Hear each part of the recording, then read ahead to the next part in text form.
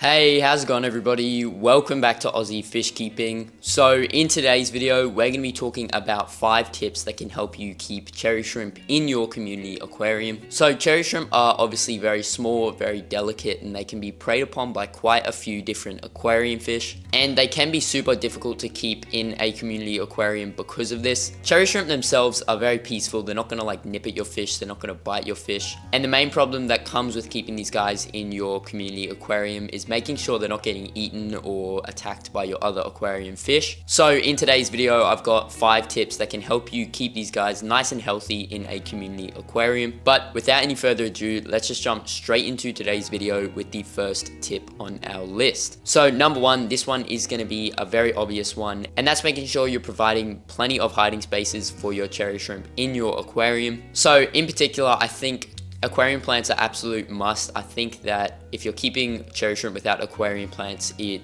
should be a crime. It's absolutely criminal in my opinion. And yeah, I do definitely think that aquarium plants are by far the most beneficial thing to keep these guys with. So obviously, number 1, they provide plenty of hiding spaces for your cherry shrimp, which gives them plenty of space to get away from larger fish if they feel threatened. But another added bonus of the aquarium plants is they actually make your aquarium shrimp or your cherry shrimp feel a lot safer in your aquarium. So obviously out in the wild, these guys are preyed upon just because they are a super small little critter. But giving them those aquarium plants can make them feel safer just because they do know that they have somewhere to go and hide if they need to. And because they feel safer, they'll be a lot happier, a lot healthier.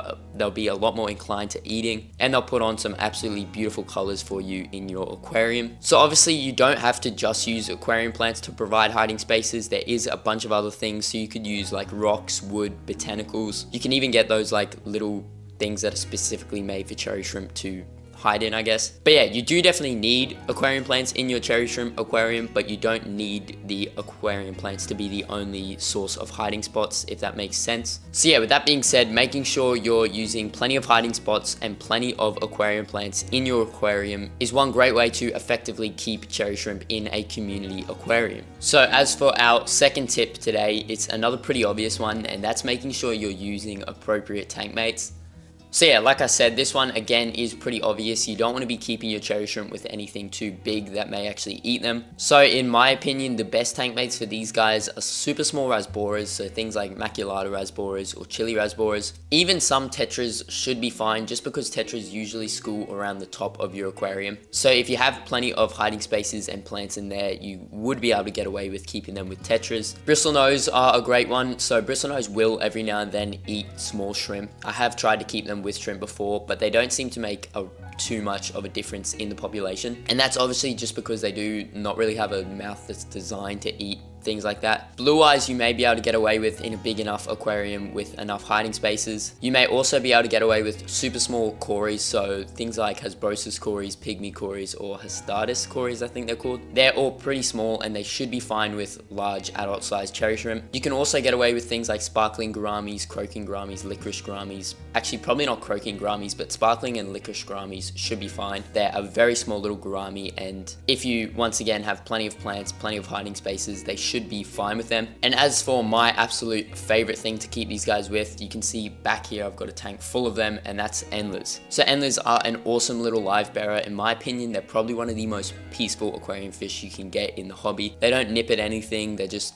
super chill, and yeah, they don't cause any trouble in your aquarium. So endlers do have a super small mouth, and I find the only endlers that really are a threat to your cherry shrimp are big female endlers. So the females do get quite large. I don't know if you can see, I've got one here, she's pretty big. But as for the males, they don't get as big, and yeah, adult sized cherry shrimp shouldn't be worried by them too much. It's just mainly those smaller baby cherry shrimp which may be eaten by them every now and then. As for some things I 100% wouldn't keep these guys with, things like dwarf cichlids, larger sized Corydoras, larger sized catfish that aren't actually sucking mouth catfish. I wouldn't keep them with sharks, goldfish, anything with a big mouth that can eat them. But yeah, with that being said, making sure you're using appropriate tank mates is another great tip to use when you're trying to keep cherry shrimp in a community aquarium. As for the third tip on our list, this one is another useful one, and that's starting out with a large colony. So what I mean by this is when you actually get cherry shrimp for the first time to add into your aquarium, I'd recommend having a colony of about at least 10. And the reason for that is because, like I said, pretty much all aquarium fish will eat baby cherry shrimp. So if you can start out with a large colony, you have more chance of breeding, which means more chance of your colony actually staying stable. And even better than that, a tip that you could use to go above and beyond is actually starting with your cherry shrimp as the first addition into your aquarium. So if you set up like a little nano tank and you want to add cherry shrimp and another type of fish, I'd recommend adding the cherry shrimp in, leaving them for a few months just so they can get a little colony established, and then you'll have cherry shrimp of all different sizes. That way when you add your new fish in, the colony will already be established, and even if the fish eat a few of the babies, the colony shouldn't really be affected too much. So yeah, that's another tip you could use. But yeah, making sure you're starting out with a large enough colony of at least 10 cherry shrimp is another great tip you can use so you can effectively keep cherry shrimp in a community aquarium. Moving on to the next tip on our list, this one's more so just because the cherry shrimp prefer it, and that's making sure you're using gentle filtration. So there actually is a few reasons that you should use this. Number one, gentle filtration, particularly sponge filters, are great for cherry shrimp just because the cherry shrimp will sit on the side of the sponge filter and graze off any leftover food that gets sucked up, any biofilm, and any sort of little microorganisms that are living in there. The cherry shrimp can sit on that, graze on it throughout the day, and yeah, it's just an extra food source for them. Another reason you want gentle filtration is because strong filtration can actually suck up cherry shrimp, particularly baby cherry shrimp, into the intake, and it can just like chop them up in your filter. And I mean, yeah, you definitely don't want that, particularly if you are trying to grow a cherry shrimp colony. So it can be super dangerous keeping these guys in a fast flow aquarium or an aquarium with a super fast filter. And another thing the fast flow and strong filtration can do is, because the cherry shrimp are like pretty weak, I mean, they're not a very strong little thing. If you've got super fast flow in your aquarium, your cherry shrimp can find it hard to hold on to things, and that can kick them up into the water column. And if you have small cherry shrimp that are being kicked up into the water column, it makes them a super easy target for your other fish to eat. And once again, you definitely don't want that if you're trying to keep a nice strong colony. So yeah, with that being said, making sure you're using gentle or delicate filtration is another great tip for keeping these guys in a community. Moving on to the next tip on our list, it's making sure you're feeding them an appropriate diet. So the reason I say this is because it can be a little bit confusing when you have multiple different types of aquarium fish and cherry shrimp in your aquarium. And what I mean by using a appropriate diet is because you have other fish in there, obviously your fish might like things like tropical flakes, they might like things like live baby brine shrimp, so you're feeding that a lot, although you do actually need to make sure that the cherry shrimp are getting their own specialized diet as well. So cherry shrimp can eat some of that fish food that falls to the bottom, and